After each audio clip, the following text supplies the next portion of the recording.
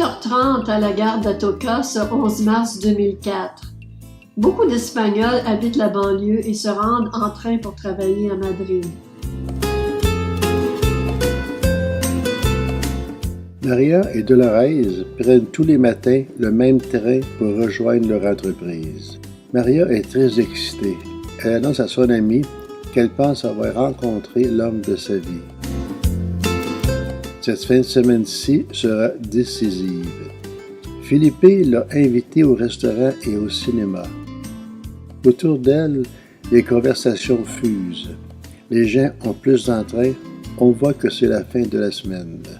Projet de travail, de vacances, de mariage, tout est décontraction.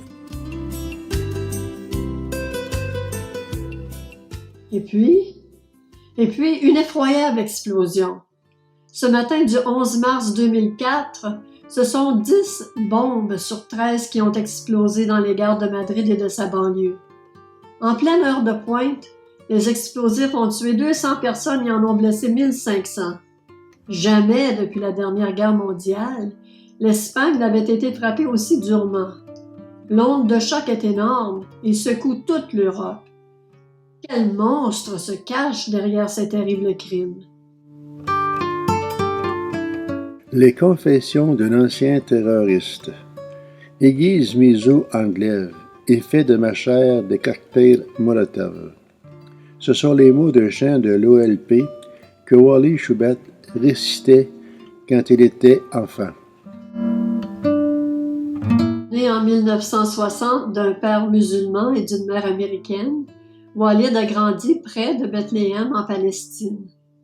Il commença ses études dans une école de Jéricho dirigée par des Jordaniens, où on lui apprit principalement à haïr les Juifs. J'ai étudié ensuite dans une école musulmane à Bethléem, où j'ai appris le Coran et fut nourri avec l'idée que selon une prophétie du prophète Mohammed, le peuple juif serait exterminé. Je m'engageais dans le groupe terroriste du Fatah d'Arafat. Ma première mission était de porter une bombe cachée dans du pain dans une banque de Bethléem. J'étais prêt à donner ma vie. À la dernière minute, j'ai renoncé en voyant les enfants près de la banque. Je n'étais pas seulement un terroriste, j'étais aussi terrorisé par mes convictions. On m'enseignait que si je me faisais sauter en tuant beaucoup de monde, j'aurais une bonne place au ciel, au milieu de femmes aux grands yeux magnifiques. J'ai passé plusieurs mois dans les prisons israéliennes et je suis allé ensuite aux États-Unis pour collecter des fonds pour l'OLP. En 1993, ma femme chrétienne me mit au défi de prouver que la Bible était fausse et que le Coran était la vérité. J'ai alors invoqué le Dieu d'Abraham, d'Isaac et de Jacob pour qu'il me révèle la vérité. J'ai ensuite fait une étude comparée de la Bible et du Coran. Et je me suis dit, comment se pouvait-il qu'Allah soit le vrai Dieu, alors que la guerre des 6 jours a donné à Israël une très grande victoire qui rappelle celle de l'Ancien Testament dans la Bible? Et de plus, cette victoire d'Israël apporta la liberté pour les peuples et les religions, alors que les conquêtes musulmanes sont toujours pleines de viols et de massacres. Dans le Coran, il y a plus de 100 citations de Mohammed en ce qui concerne le djihad. Chacune d'elles se réfère à la lutte armée pour tuer et ne faire aucun prisonnier. Les musulmans qui pensent que l'islam est une religion de paix et qui voudraient en débattre avec Ben Laden auraient tort, car le Coran est de son côté. Dans cette histoire, j'ai compris que j'avais tort et que c'était ma femme qui avait raison. J'ai abandonné l'islam et le terrorisme et je suis devenu chrétien évangélique, croyant dans le Messie Jésus, qui est, lui, le véritable prince de la paix. Mon propre frère menace de me tuer, ma famille me rejette. Ils veulent que je rentre à Bethléem pour déclarer qu'il n'y a pas d'autre Dieu qu'Allah et que Mohammed est son prophète. Pourquoi devrais-je déclarer une telle chose si je ne le crois plus? Pourquoi veulent-ils me tuer si l'islam est une religion de paix? Wally Schubert était l'un de ces terroristes qui actuellement bouleversent le monde. Il était prêt à mourir car il croyait à un mensonge.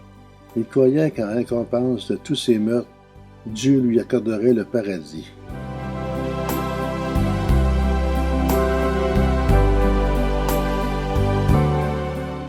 Où se trouvent les terroristes après leur martyre?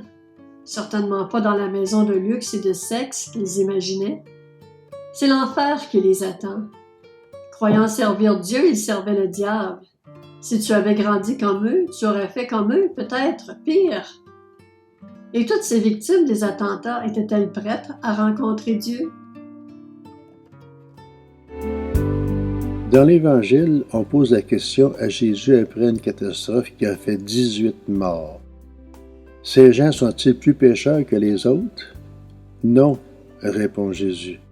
Mais si tu ne te repens pas, tu périras de la même façon.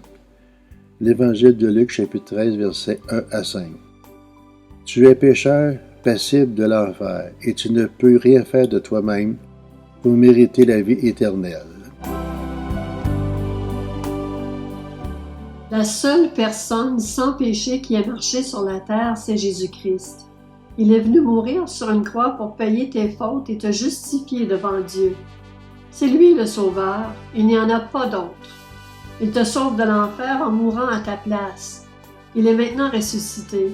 Se convertir, c'est reconnaître ton état de pécheur perdu, destiné à l'enfer, croire dans le salut que Dieu t'apporte en Jésus-Christ et vivre d'une façon nouvelle en mettant l'Évangile en pratique. Prends cette décision maintenant. Demain, il sera peut-être trop tard.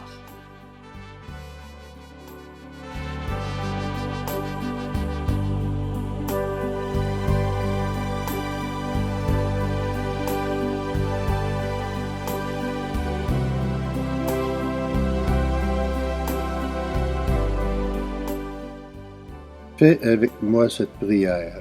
Seigneur Jésus, je reconnais que je suis un pécheur, que je ne mérite pas le paradis et que je vis d'une mauvaise façon. Je veux changer.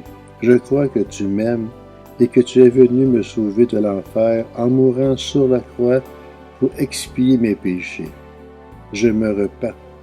Je crois que grâce à ton sacrifice, mes péchés sont pardonnés, que tu es le Fils de Dieu, que tu es ressuscité des morts, et veux recevoir dès maintenant ton esprit pour recommencer une vie nouvelle avec toi. Amen.